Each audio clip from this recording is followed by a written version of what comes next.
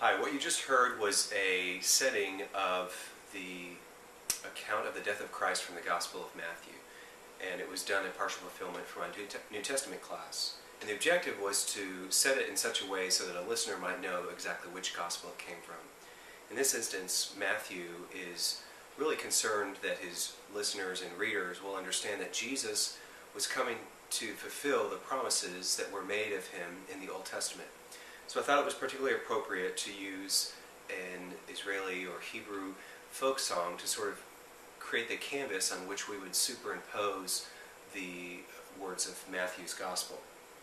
Specifically, what was the text that the chorus was singing was in Hebrew, was from Lamentations 5:21, and that text reads, "Why have you forgotten us completely? Why have you forsaken us?"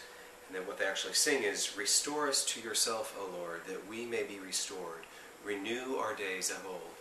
And so what happens musically is at the exact moment that Jesus is crying out, "My God, why have you forsaken me?" At that moment, the chorus is also reaching the climax of their melody where they sing, "Restore us, O God." And there were also a couple other things that I used symbolically. I think it was helpful that there's a compound meter in groups of three, because the Gospel of Matthew always has things in groups of three.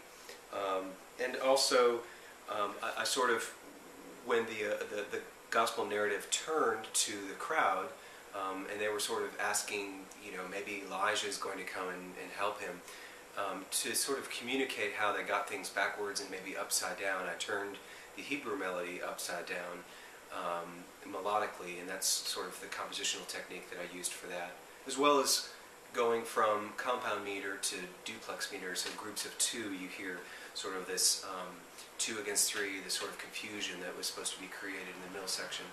And then when we turn our attention back to Jesus, when he cries out again, we have the Hebrew song restored once again.